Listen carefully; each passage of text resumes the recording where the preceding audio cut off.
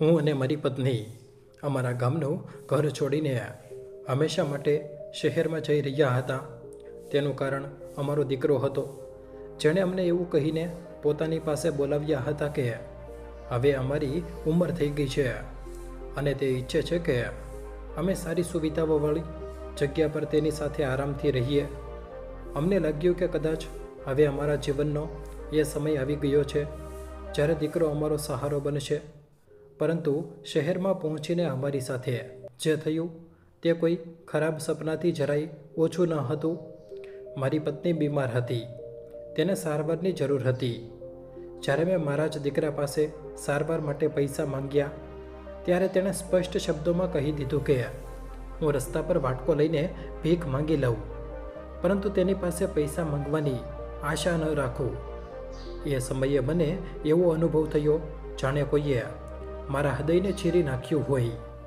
એ જ દિવસે મેં એક એવો નિર્ણય લીધો જેણે માત્ર મારા દિલની જ નહીં પરંતુ અમારી આખી જિંદગીની દિશા બદલી નાખી.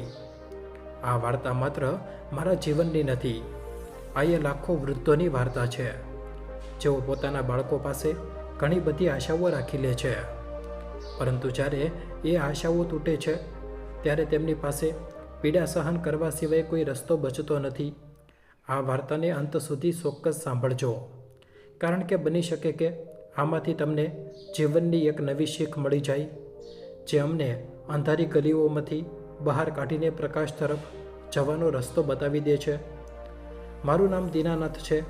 આખી જિંદગી મેં એક ગામની સરકારી શાળામાં શિક્ષક તરીકે કામ કર્યું છે.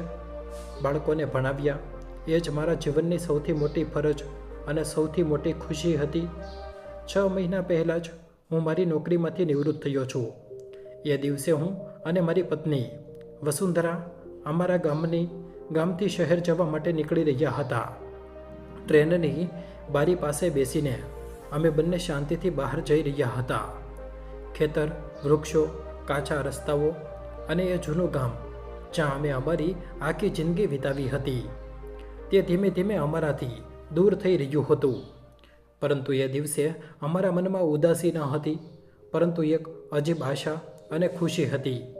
અમારો એકનો એક દીકરો હર્ષ હવે પુણેમાં એક મોટી કંપનીમાં નોકરી કરે છે. તેના લગ્નને પણ પૂરા 5 વર્ષ થઈ ગયા છે અને તેની પત્ની રિદ્ધિમાં પણ એ જ કંપનીમાં કામ કરે છે. બંનેની પોતપોતાની નોકરી છે, તેથી તેઓ ખૂબ જ ઓછા ગામ આવી શકતા હતા. ઘણીવાર ફોન પર હર્ષ મને કહેતો હતો કે પપ્પા, હવે તો તમારી નોકરી પણ પૂરી થવા આવી છે, તમે લોકો ત્યાં ગામમાં એકલા શું કરશો?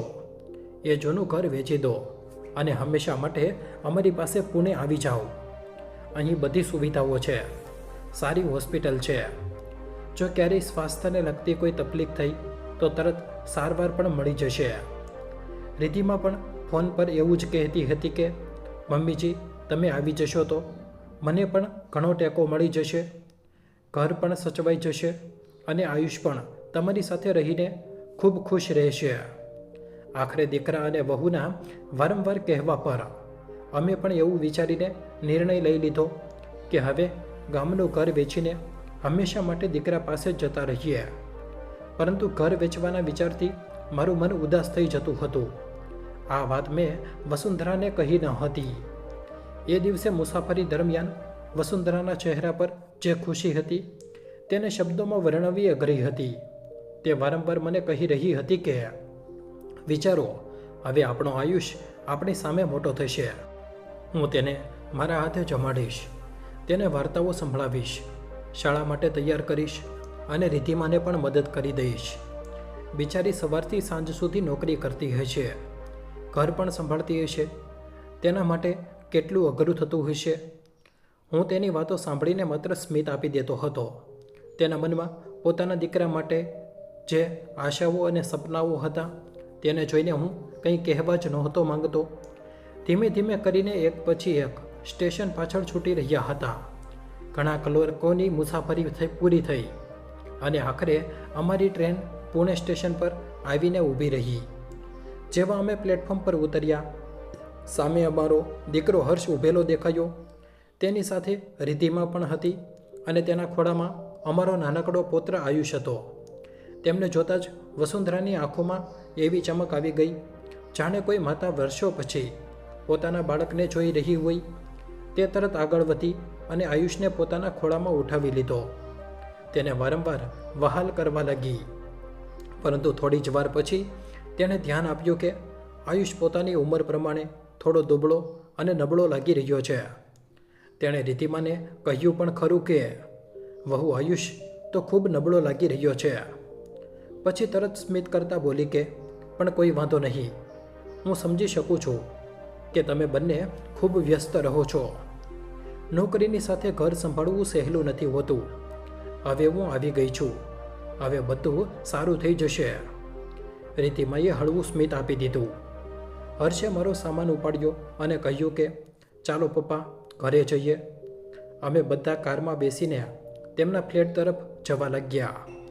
આખા રસ્તે હસી મજાક ચાલતી રહી અને વસુંધરા વારંવાર આયુષને ખોળામાં લઈને તેની સાથે વાતો કરતી રહી, જાણે તે પોતાની અંદરની બધી મમતા તેના પર જ વરસાવી દેવા માંગતી હોય. તે સમયે મારી પત્નીને લાગી રહ્યું હતું કે આજથી અમારી જિંદગીનો એક નવો અને ખુશીઓથી ભરેલો અધ્યાય શરૂ થવાનો છે. પરંતુ એ સમયે મને જરાય ખ્યાલ ન હતો કે આવનારા દિવસોમાં અમારી જિંદગી એક એવી સચ્ચાઈ સાથે ટકરાવવાની છે જે અમારી બધી આશાઓનો ઓર સપનાઓથી દિશા જ બદલી નાખવાની હતી. પુણે આવ્યા પછી મારી પત્ની વસુંધરાની ખુશીનો કોઈ પાર ન હતો. જેવી તે આ ઘરમાં આવી તેણે આખા ઘરને પોતાનું માનીને સંભાળી લીધું. પરંતુ સૌથી વધારે તેનું મન પોતાના પુત્ર આયુષમાં લાગી ગયું હતું. સવારે ઉઠતા જ મોટા પ્રેમથી તે આયુષના આખા શરીરે તેલની માલિશ કરતી, પછી તેને તડકામાં થોડીવાર રમાડતી અને ત્યાર પછી તેને નવડાવીને પોતાના હાથે ખાવાનું બનાવીને જમાડતી. ઘરમાં જે પણ બહારનો ડબ્બો આવતો હતો, ફોર્મ્યુલા મિલ્ક, સેરલેક કે પેકેટવાળું ખાવાનું, તેણે ધીમે ધીમે બધું બંધ કરાવી દીધું. તે કહેતી હતી કે આટલા નાના બાળકને માના હાથનું તાજું અને પૌષ્ટિક ખાવાનું જ તાકાત આપે છે.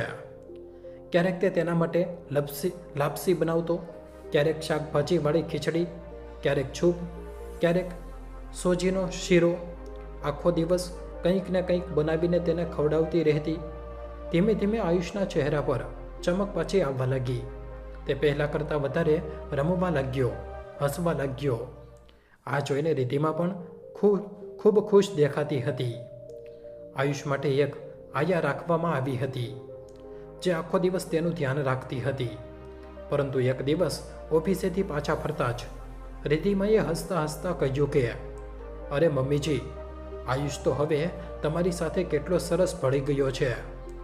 જુઓ, તમે તો સાવ મજબૂત કરી દીધો. હવે એ આયુષનું શું કામ? હું આજે જ તેને ના પાડી દઉં છું. વસુંધરાને આ વાતથી કોઈ ફરક ન પડ્યો. તે તો એ વાતથી જ ખુશ હતી કે હવે તે પોતાના પુત્ર સાથે પૂરો સમય વિતાવી શકશે. પરંતુ એ સમયે મારા મનમાં થોડું દુઃખ ચોક્કસ થયું. ખબર નહીં કેમ મને એવો અનુભવ થયો જાણે ધીમે ધીમે બધી જવાબદારીઓ વસુંધરાના ખભા પર નાખવામાં આવી હતી.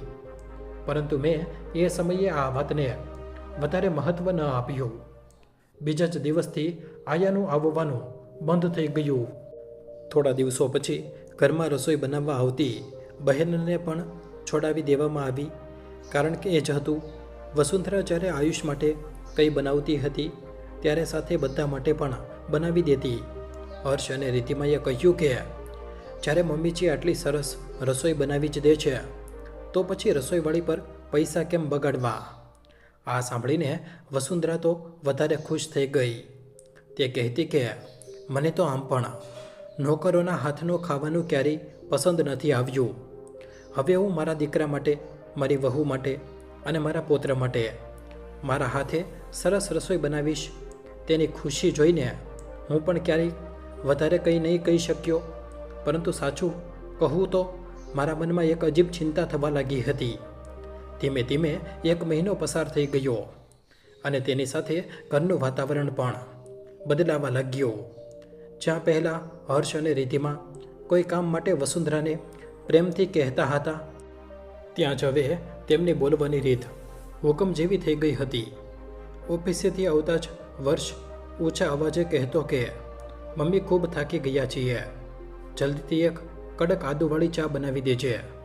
અને રિદ્ધિમાં કહેતી કે મમ્મીજી કાલે ટિફિનમાં કંઈક સારું બનાવી દેજો, રોજ એ જ પરોઠા અને શાક આપી દો છો. વસુંધરા ક્યારેય કંઈ કહેતી ન હતી, પરંતુ હું તેના ચહેરાના બદલાના ભાવો સમજી જતો હતો.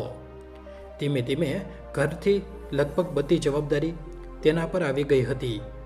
ઘરમાં માત્ર એક 20-22 વર્ષની છોકરી કામ કરવા આવતી હતી. કચરા પોતા કરવા માટે તેનું નામ કુસુમ હતું. તે શાંતિથી બધું જોયા કરતી હતી. તેને પણ સારું નહોતું લાગતું કે હર્ષ અને રિદ્ધિમાં અમારી સાથે આ રીતે વાત કરે, પરંતુ તેની પહોંચ કેટલી હતી. જો તે ક્યારેક અમારા પક્ષમાં કંઈ બોલી દેતી તો રિદ્ધિમાં તરત તેના પર ગુસ્સે થઈ જતી અને નોકરીમાંથી કાઢી મૂકવાની ધમકી આપતી. બિચારી ગરીબ ઘરની છોકરી હતી. આ નોકરી જ તેનો સહારો હતી, તેથી તે પણ શાંત રહી જતી. આ બધું જોઈને મારા મનમાં ખૂબ પીડા થતી હતી, પરંતુ હું મારી પત્નીની ખુશી માટે શાંત હતો. ત્યારે એક દિવસ અચાનક વસુંધરાની તબિયત વધુ બગડી ગઈ. સખત તાવથી તેનું આખું શરીર તપી રહ્યું હતું. કુસુમ તેના માથા પર ઠંડા પાણીના પોતા મૂકી રહી હતી. સાંજે જ્યારે હર્ષ અને રિદ્ધિમાં ઓફિસેથી પાછા આવ્યા ત્યારે મેં હર્ષને કહ્યું કે દીકરા, તારી માની તબિયત ખૂબ ખરાબ છે, તેને તરત ડૉક્ટર પાસે લઈ જવી પડશે. મારી વાત સાંભળતા જ હર્ષનો ચહેરો ગુસ્સાથી લાલ થઈ ગયો. તે બોલ્યો કે પપ્પા, તમે જોઈ નથી રહ્યા શું? ઘરના ખર્ચા કેટલા વધી ગયા છે. હજુ ગયા મહિને જ અમે નવી કાર લીધી છે. અડધાથી વધારે પગાર તો તેના હપ્તામાં જતો રહે છે. ઉપરથી આ ફ્લેટનો હપ્તો અલગ ભરવો પડે છે. પૈસા બચાવવા માટે જ તો અમે આયા અને રસોઈવાળી બધું છોડાવી દીધું, અને હવે તમારા લોકોના ખર્ચા પણ વધી ગયા છે. જો સારવાર કરાવવી હોય તો તમારા પેન્શનમાંથી કરાવો, અને જો પૈસા ન હોય તો જઈને રસ્તા પર વાટકો લઈને ભીખ માગી લો, પરંતુ મને ન કહો. તેના મોઢેથી આ શબ્દો સાંભળીને જાણે મારા પગ નીચેથી જમીન સરકી ગઈ. શું સાચે જ મારો દીકરો મને કહી રહ્યો હતો કે જો મારી પાસે પૈસા ન હોય તો હું રસ્તા પર વાટકો લઈને ભીખ માગું? હું આખી જિંદગી એક સ્વાભિમાની માણસ રહ્યો. આ વાત મારા હૃદયમાં તીરની જેમ વાગી ગઈ. જો તમે મારા સ્વમાન પર લાગેલી આ છોટ અને ઊંડી તકલીફનો અનુભવ કરી શકતા હોય તો તમારા વિચારો અમને કોમેન્ટમાં ચોક્કસ લખીને જણાવો. શું હર્ષનું આવું વર્તન કોઈ પણ રીતે મારા પ્રત્યે યોગ્ય હતું? જો તમે મારી જગ્યાએ હોત તો શું કરત?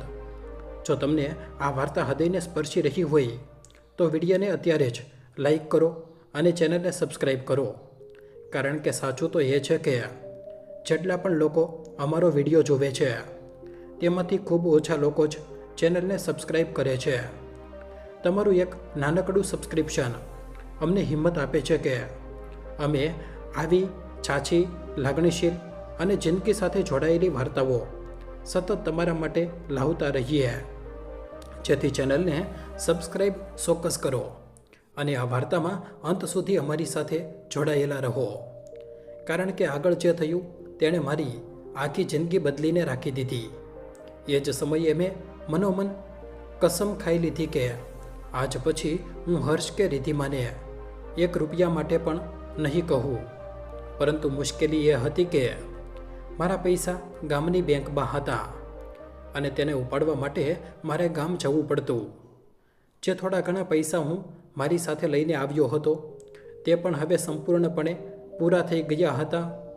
અમને અહીં આવ્યાને લગભગ 2 મહિના થઈ ગયા હતા. આ 2 મહિનામાં મેં ક્યારેય પણ મારા અને વસુંધરાના ખર્ચ માટે હર્ષ પાસે ₹1 પણ માંગ્યો ન હતો. ઉલટું જો ઘરમાં કોઈ નાની મોટી વસ્તુની જરૂર પડી જતી તો હું મારી પાસેથી પૈસા આપીને તેને પૂરી કરી દેતો હતો. પરંતુ હવે સંજોગો એવા થઈ ગયા હતા કે મારું ખિસ્સું સાવ ખાલી થઈ ગયું હતું અને મારી પાસે એક પણ રૂપિયો બચ્યો ન હતો.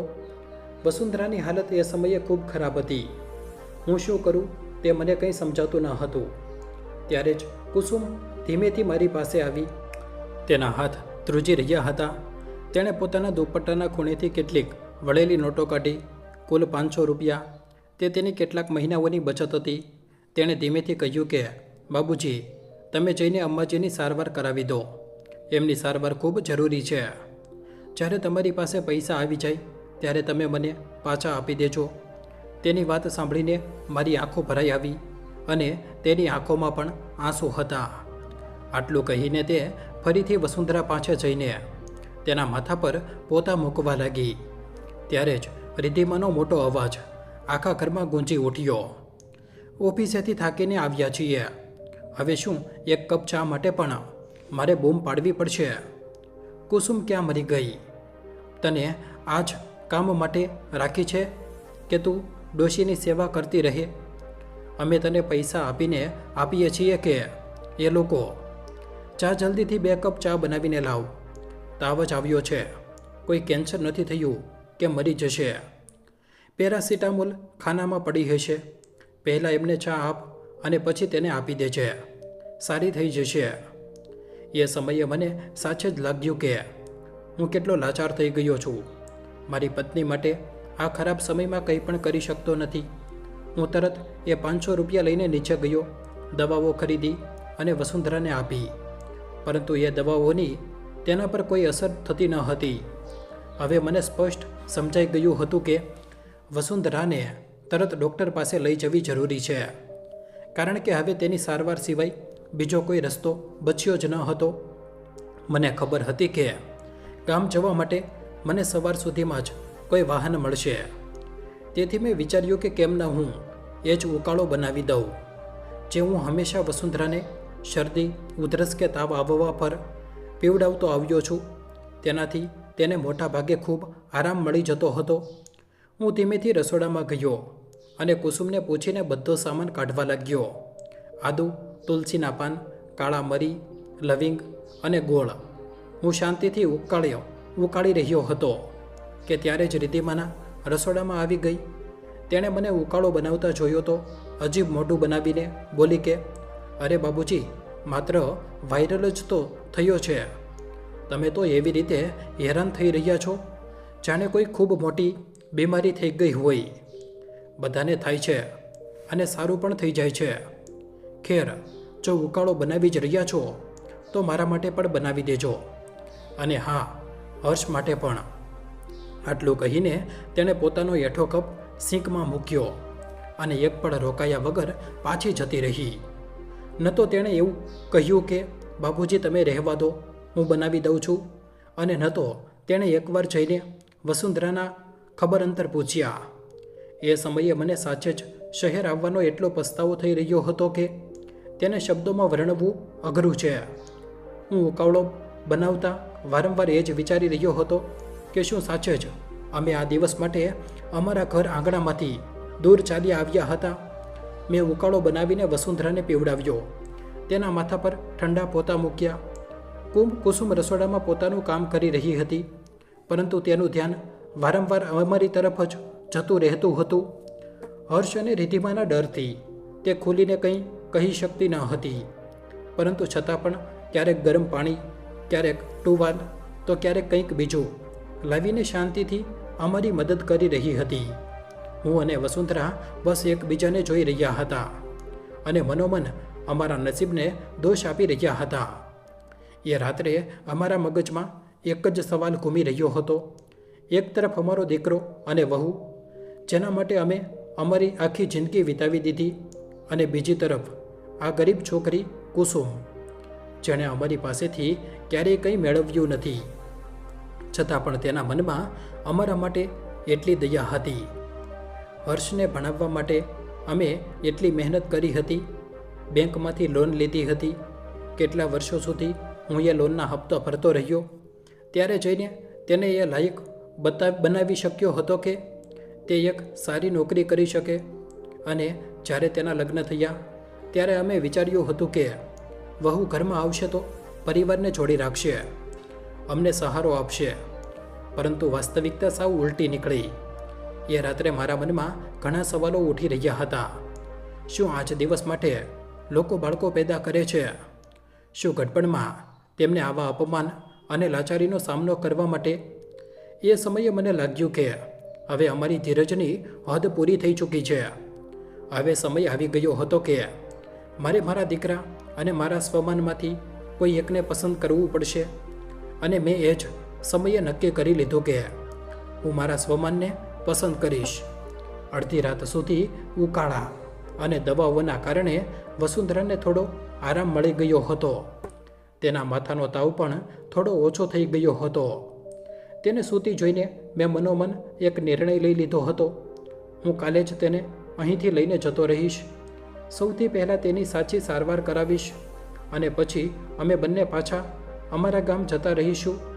સવાર ધીમે ધીમે થવા લાગી હતી. મેં તેની પાસે બેસીને કહ્યું કે વસુંધરા, આજે જ તારી સારવાર કરાવીને અમે અમારા ગામ પાછા જતા રહીશું. એ જ ઘરમાં જ્યાં અમે અમારી આખી જિંદગી સાથે વિતાવી છે, જ્યાં દરેક મુશ્કેલીમાં અમે એકબીજાનો સહારો બન્યા રહ્યા.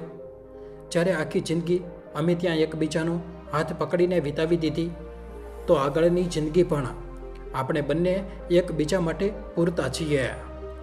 મારી વાત સાંભળીને વસુંધરાની આંખોમાં આંસુ આવી ગયા. ડુસકા ભરતા તેણે કહ્યું કે પરંતુ આપણે તો ગામનું ઘર વેચી દીધું હતું. હવે આપણે ક્યાં જઈશું? આપણી પાસે તો અહીં રહીને આ દુઃખ સહન કરવા સિવાય કોઈ રસ્તો જ નથી બચ્યો. મેં તેનો હાથ પકડીને ધીમેથી કહ્યું, ના વસુંધરા, મેં તને ખોટું કહ્યું હતું. એ ઘર મેં વેચ્યું નથી. હકીકતમાં મેં તેને ભાડે આપી દીધું હતું, જેથી તેમાંથી થોડા પૈસા પણ આવતા રહે અને આપણો સહારો પણ બન્યો રહે. મારું મન જ ન માન્યું કે મારી મહેનતથી બનાવેલા એ ઘરને વેચી દઉં. એ ઘરને જ્યાં આપણી આખી જિંદગીની યાદો વસેલી છે, તારી, મારી અને આપણી પરિવારની. તેથી મેં તને પણ એ અને હર્ષને પણ એ જ કહ્યું કે મેં ઘર વેચી દીધું છે અને પૈસા મારા ખાતામાં છે. પરંતુ આજે મને એ વાતની ખુશી છે કે સારું થયું મેં એ ઘર ન વેચ્યું. માત્ર અફસોસ એ વાતનો હતો કે એ ભાડું મારા બેંક ખાતામાં આવે છે અને મને ઓનલાઈન લેવડ દેવડ કે એટીએમ જેવી વસ્તુઓની કોઈ આદત નથી. આખી જિંદગી હું પાસબુક લઈને બેંક જતો રહ્યો, તને તો ખબર જ છે, અને ત્યાંથી જ પૈસા ઉપાડતો રહ્યો હતો. અને આ વખતે પણ મારે એવું જ કરવાનું છે. અત્યારે મારી પાસે રોકડા પૈસા નથી, પરંતુ તેનો અર્થ એ સાવ નથી કે હું હર્ષના સહારે જીવવા માટે મજબૂર છું. મારી વાત સાંભળતા જ વસુંધરાની આંખોમાંથી આંસુ વહેવા લાગ્યા. તે પોતાનું માથું મારા ખભા પર રાખીને રડવા લાગી. મેં તેને હિંમત આપતા કહ્યું, તું ચિંતા ન કર વસુંધરા, જ્યાં સુધી હું છું તને કંઈ નહીં થાય. તું એકલો જ પૂરતો છું, તારા માટે પણ અને મારા માટે પણ.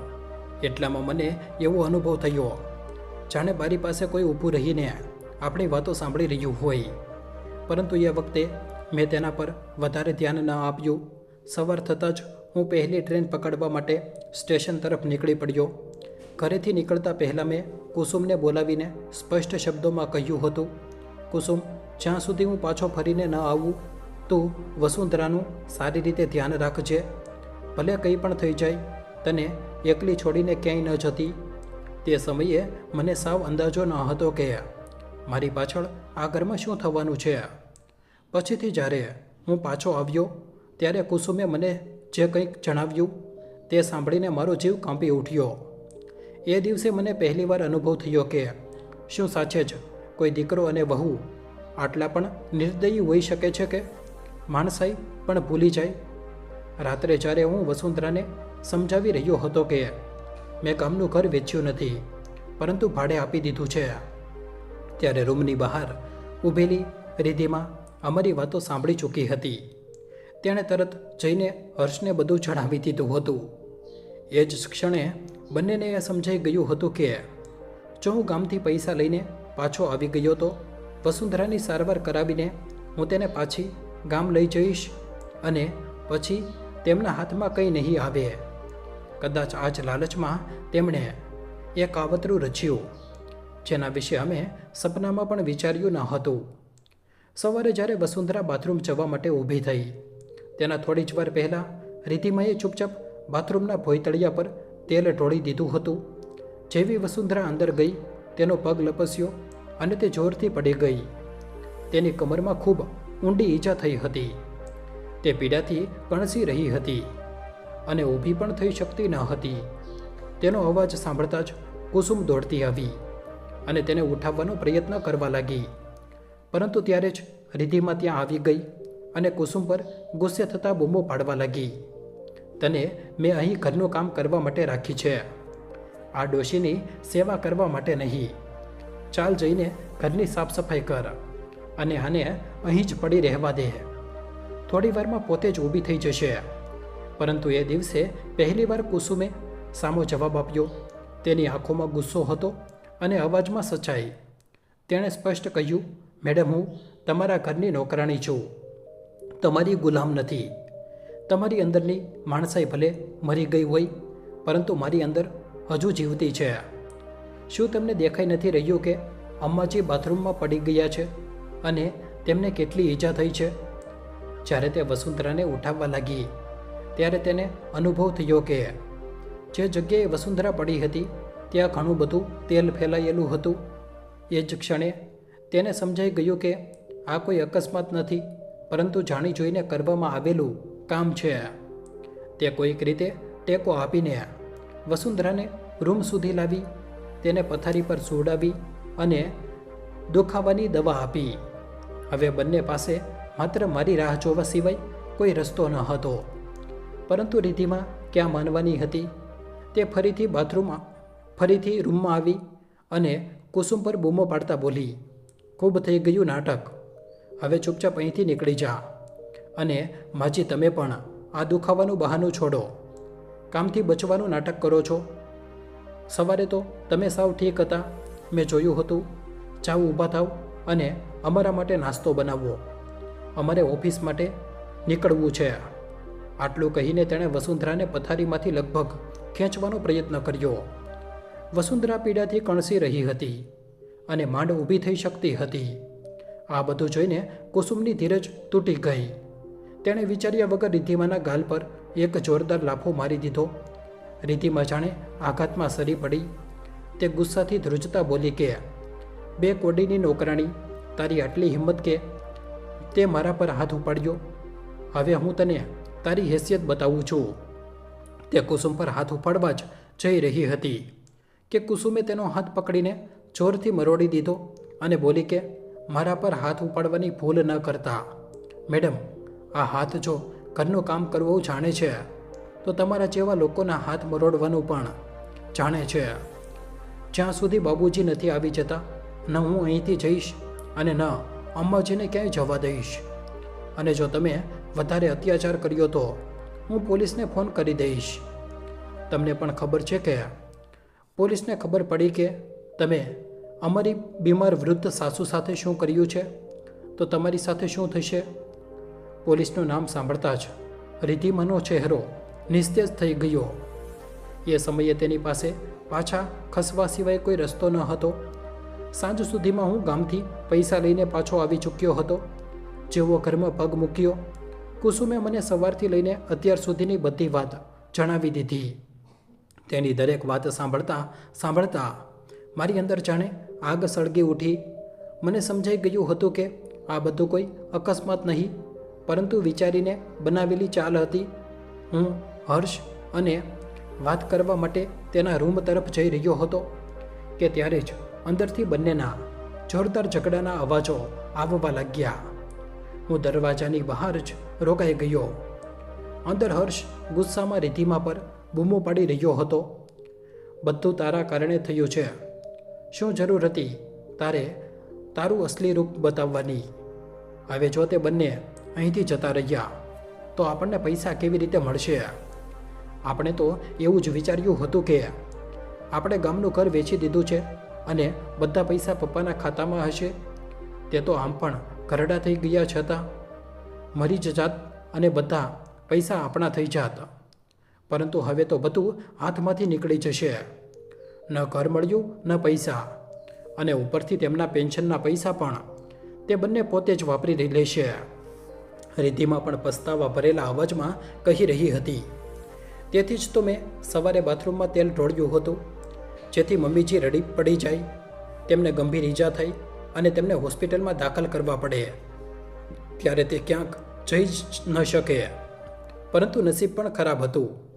એટલી ઈજા પણ ન થઈ કે તેમને દાખલ કરવા પડે. આ બધું હું રૂમની બહાર ઊભો રહીને સાંભળી રહ્યો હતો. તેમને જરાય ખ્યાલ ન હતો કે હું પાછો આવી ચૂક્યો છું અને તેમની દરેક વાત મારા કાન સુધી પહોંચી ચૂકી છે. એક ક્ષણે મને મારી જાત પર શરમ આવી રહી હતી કે આ એ જ દીકરો છે જેને મેં મારા લોહી પરસેવાથી ઉછેર્યો છે. તે એટલો સ્વાર્થી થઈ ગયો હતો કે મારા ઘર અને પૈસા માટે અમને પોતાની પાસે કેદ કરીને રાખવા માંગતો હતો. ત્યારે જ હું દરવાજો ખોલીને રૂમમાં જતો રહ્યો. મને જોતાં જ બંને દંગ રહી ગયા. હર્ષની જીભ થોભથરાવા લાગી. તે અચકાતા બોલ્યો કે પપ્પા, તમે ક્યારે આવ્યા? મેં તેની આંખોમાં સીધું જોતાં કહ્યું કે હું ત્યારે આવ્યો જ્યારે તમે બંને તમારા બધા કાળા કરતૂતો પોતાની કબૂલ કરી રહ્યા હતા. મારા અવાજમાં એટલી પીડા હતી કે કદાચ તેમને પણ ડર લાગવા માંડ્યો. મેં કહ્યું કે મેં ક્યારેય સપનામાં પણ નહોતું વિચાર્યું કે મારો દીકરો આટલો નીચે પડી જશે. મારા ઘર અને મારા પૈસા માટે તું મને આ શહેરની જેલમાં બંધ કરીને રાખવા માંગતો હતો. તું અમને અહીં કેદ કરીને અમારી આખી જિંદગીની કમાણી પર જલસા કરવા માંગતો હતો. તારી પાસે મને આવી આશા ક્યારેય ન હતી.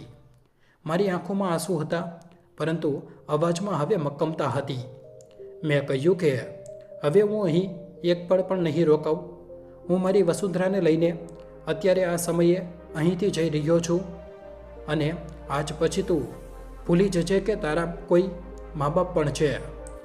જ્યાં સુધી હું જીવતો છું મારી વસુંધરાને કોઈની જરૂર નથી અને જે દિવસે હું નહીં હોઉં ત્યારે પણ તેને કોઈની જરૂર નહીં પડે એટલી સક્ષમ હું તેને બનાવી ચૂક્યો છું. આટલું કહીને હું ફરીને જવા લાગ્યો. ત્યારે જ પાછળથી હર્ષ દોડતો આવ્યો અને મારા પગમાં પડી ગયો. તેનો અવાજ ધ્રુજી રહ્યો હતો. તે રડતા રડતા કહેવા લાગ્યો કે પપ્પા, આવું ન કરો. અમારાથી ખૂબ મોટી ભૂલ થઈ ગઈ. અમને માફ કરી દો. અમને એક બીજો મોકો આપી દો. અમે તમને ફરિયાદની કોઈ તક નહીં આપીએ. પપ્પા, મહેરબાની કરીને અમને છોડીને ન જાઓ.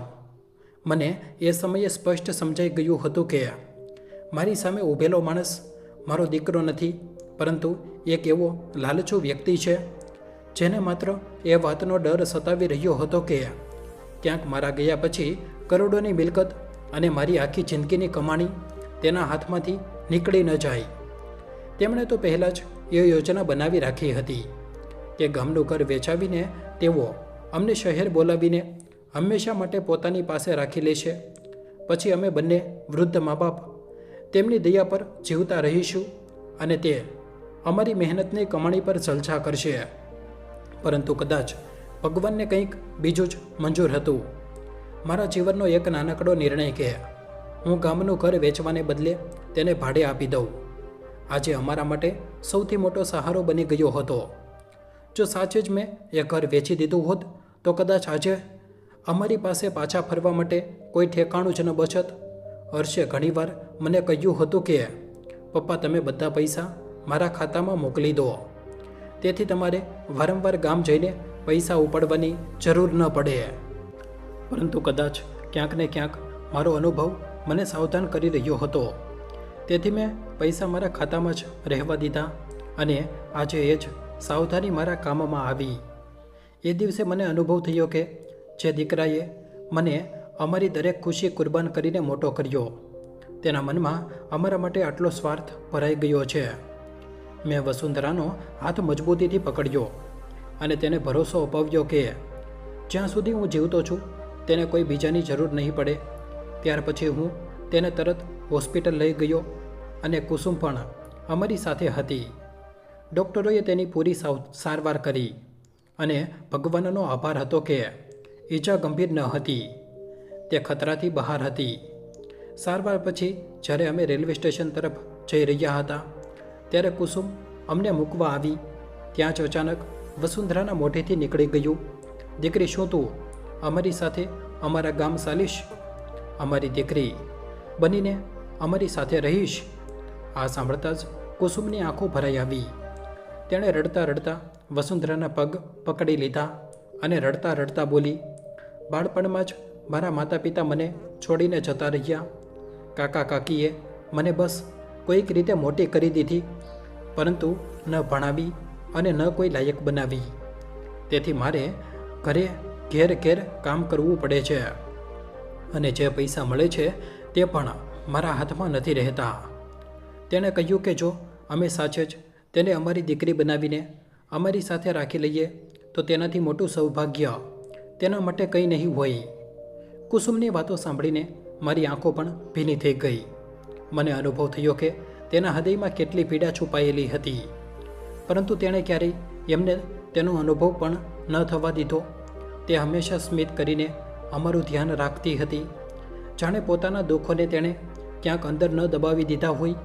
વસુંધરાએ તેને ઉઠાવીને ગળે લગાવી લીધી અને એ જ ક્ષણે કુસુમ અમારી સાથે ગામ આવી ગઈ. ગામ આવ્યા પછી કુસુમે જે સમર્પણ અને સાચા મનથી અમારી સેવા કરી, તેનાથી ધીમે ધીમે તે અમારા માટે નોકરાણી નહીં પરંતુ સાચે જ અમારી દીકરી બની ગઈ.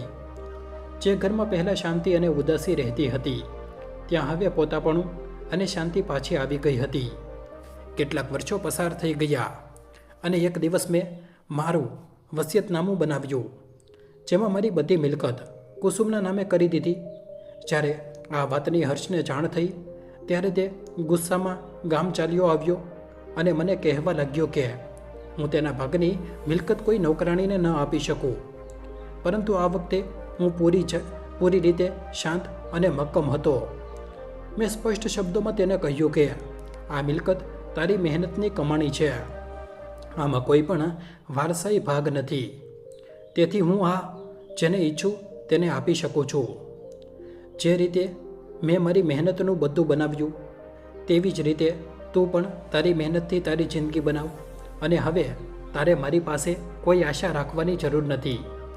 મારો આ સીધો જવાબ સાંભળીને હર્ષ અને રિદ્ધિમાં બંને શાંત થઈ ગયા અને કંઈ પણ કહ્યા વગર પાછા ફરી ગયા. આજે ઘણા વર્ષો પસાર થઈ ચૂક્યા છે અને અમે ગામમાં ખૂબ શાંતિ અને સન્માન સાથે જીવન જીવી રહ્યા છીએ. કુસુમ અમારી સાથે ખૂબ ખુશ છે. અમે ઘણીવાર તેને કહ્યું કે તે લગ્ન કરીને પોતાની જિંદગી વસાવે, પરંતુ તેણે સ્પષ્ટ ના પાડી દીધી, કારણ કે તેને ડર હતો કે લગ્ન પછી તેને આરામથી દૂર જવું પડી શકે છે. વસુંધરાના હૃદયમાં બસ એ જ દુઃખ રહી ગયું છે. પોતાના પુત્રનું ક્યારેક ક્યારેક તેની યાદમાં તેની આંખો ભરાઈ આવે છે, કારણ કે આખરે તે અમારું જ લોહી છે અને અમારા દીકરાની ભૂલોની સજા એ માસૂમને કેમ મળે. પરંતુ જીવનની સચ્ચાઈ એ જ છે કે ક્યારેક ક્યારેક સ્વમાન અને શાંતિ બચાવવા માટે કેટલાક સંબંધોથી અંતર રાખવું પડે છે.